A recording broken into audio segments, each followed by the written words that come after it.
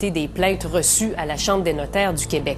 Mais il ne s'agit pas toujours de batailles qui opposent les héritiers les uns aux autres. Souvent, la personne qui se trouve au cœur des chicanes, c'est le liquidateur, ou si vous voulez, l'exécuteur testamentaire. Mais sachez que cette personne que vous choisissez pour liquider vos biens a un rôle crucial à jouer.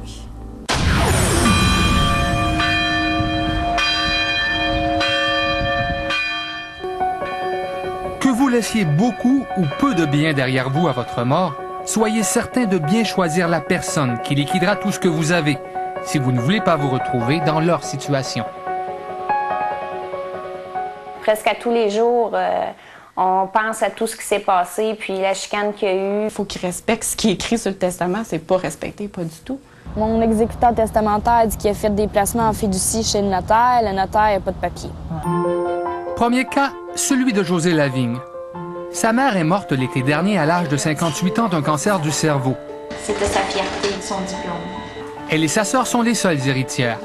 Leur mère a rédigé son testament alors qu'elles étaient mineures. C'est un proche de la famille qui a alors été nommé liquidateur. Si on ne mentionne pas que l'exécuteur testamentaire est exclu à la majorité des héritiers, c'est que l'exécuteur testamentaire, il demeure là pareil, là. Même si on est rendu à 36 ans puis 27 ans, là. José Lavigne et sa sœur se sont partagés les biens de leur mère, mais n'ont pas pu participer à leur inventaire. Sa nappe, j'ai gardé comme elle l'avait chez elle. Elle se demande où se trouvent certains objets qui ont pour elle une grande valeur sentimentale. Nous autres, on avait demandé est-ce qu'il y ait au moins une des deux filles qui soit avec elle pour faire l'inventaire des biens. Puis ça a été refusé. Première question. L'inventaire des biens exécuté par le liquidateur peut-il être contesté? Ce qu'il y a de triste un peu, c'est que les successions au Québec, très souvent, elles sont bâclées et très souvent, l'inventaire est, excusez l'expression, garoché ou pas fait du tout. Mais il doit faire inventaire et si jamais il ne le faisait pas, les héritiers pourraient le forcer à le faire à sa place. Si jamais il y avait des dettes sur la succession, les héritiers vont être tenus à même leur poche des dettes de la succession, même si ça dépasse l'héritage. José Lavigne ne s'est pas rendu jusque-là et a finalement accepté l'inventaire. Par contre, elle aurait voulu acheter un terrain pour inhumer sa mère. Puis on a voulu acheter un terrain pour pouvoir que nous, on puisse se faire enterrer avec elle. Puis ça a été refusé. Ce qui soulève une deuxième question. Peut-on contester les décisions d'un liquidateur? Le liquidateur, c'est lui qui prend les décisions.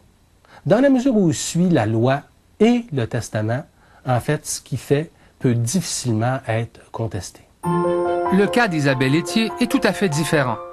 Sa grand-mère, décédée il y a 4 ans, a légué tous ses biens à son père Ronald. Et c'est Isabelle qui s'occupe des affaires de son père. Elle a remis à mon père, seul héritier, 1/10 par année sur le capital des propriétés, sur l'argent. Le liquidateur doit lui donner 1/10 par année pendant 10 ans. Et qui était ce monsieur? Un comptable depuis 20 ans qui travaillait pour ma grand-mère. Mais Isabelle et son père contestent les bilans présentés par le comptable. C'est sur ces chiffres que le liquidateur se base pour remettre la part annuelle de l'héritage. Nous, on n'a jamais vu les preuves des montants d'argent vraiment, mais c'était tout sur papier dans un bilan sommaire. Bref, c'est l'impasse entre l'héritier et le liquidateur. Isabelle et son père prennent un avocat et accusent le comptable de négligence et de mal administrer la succession. De son côté, le comptable à qui nous avons parlé défend l'exactitude de ses états financiers. Mais quand on a un héritage, ça nous est dû. Il faut payer un avocat pour aller en cour. Il faut payer l'avocat du liquidateur avec la succession parce que c'est pas lui qui paye son avocat. Ça nous coûte des frais pendant plusieurs années pour pouvoir le destituer. Ça n'a pas de bon sens. Autre question alors. Peut-on destituer le liquidateur?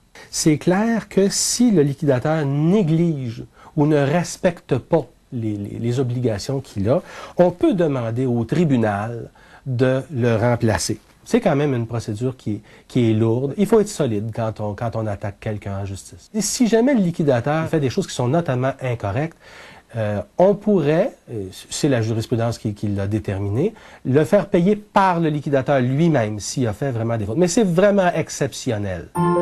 Maggie a 18 ans aujourd'hui. Elle en avait 6 et sa sœur 9 quand leur père est mort en 1993. Il dit qu'il lègue tout à moi et ma sœur, sauf le restaurant à sa mère. Si elle le vend, l'argent est séparé entre Maggie et Lauriane. Récemment séparés de leur mère, leur père a alors désigné un ami comme liquidateur pour qu'il vende sa maison et ses autres biens. Il est supposé de s'occuper de la succession, mais si on a vu les papiers, il a donné, c'est le notaire qui s'est occupé de la succession, finalement. Ce liquidateur obtient quittance par la suite, ce qu'il dégage de ses obligations dans la succession. Il aurait placé mon argent en fiducie chez le notaire. 4e question. Le liquidateur est-il responsable de la gestion financière jusqu'à la majorité des héritiers? Il y a la loi, mais il y a aussi le testament. Le testament, s'il ne dit rien, ben, l'héritier, dès qu'il est majeur, a le droit de recevoir son capital. Et quel est ce petit montant que vous avez obtenu?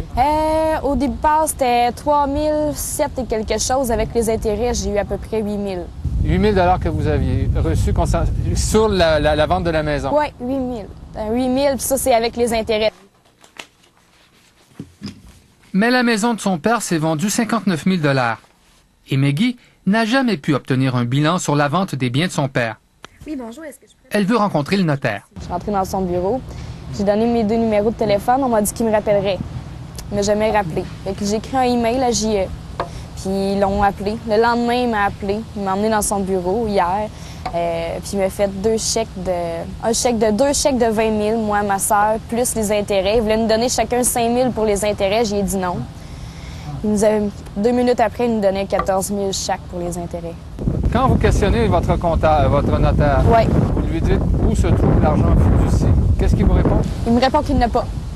Il n'y a pas d'argent de placé. Et quand vous lui dites comment réussissez-vous à émettre des chèques de 40 000 $ plus intérêt si vous dites qu'il n'y a pas d'argent, qu'est-ce qu'il vous répond? Que lui, il veut pas finir sa carrière comme ça, puis qu'il veut régler ça à l'amiable. Maggie n'a pas voulu aller plus loin et a encaissé ses chèques. Juste à déposer? Ouais. Je veux pas tout perdre là-dedans pour mettre tous mes sous à me défendre. J'ai pas le goût de passer 2 ans en justice pour rien. Mais Maggie s'est privée d'un recours facile. Elle aurait pu s'adresser à la Chambre des notaires sans que cela ne lui coûte un sou. Le syndic ne badine pas avec ce genre d'enquête.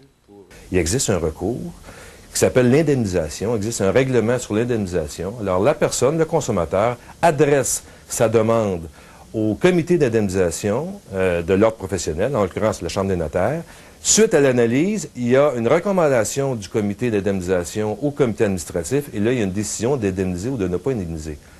La décision, la démarche est tout à fait sans frais pour le consommateur. Et on peut être indemnisé jusqu'à 100 000 $. 100 000 $.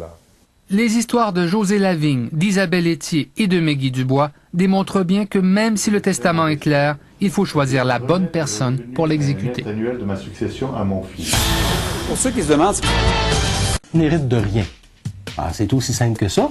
Donc, celui qui survit pourrait se retrouver avec, il sait pas qui, il pourrait se retrouver avec sa belle-mère, son beau-père, ses beaux-frères, ses belles-sœurs comme copropriétaires de la maison, ou même des cousins, des cousines, ou même le curateur public comme copropriétaire de son appartement. Autrement dit, le conjoint de fait n'a aucun droit. Le conjoint de fait n'a pas de droit par le Code civil. Il peut avoir des petits droits à gauche ou à droite, mais la règle de base, c'est que le conjoint hérite pas du tout. C'est une catastrophe, c'est de l'irresponsabilité totale pour être... À partir du moment où on décide de vivre ensemble, okay, on décide qu'est-ce qui paye l'épicerie, puis il faut décider, s'il y en a un qui décède, à qui ça va? Quitte à prendre une feuille de papier puis dire, aujourd'hui, si je décède, je te lègue les meubles de l'appartement puis ma part de l'appartement. Cliquez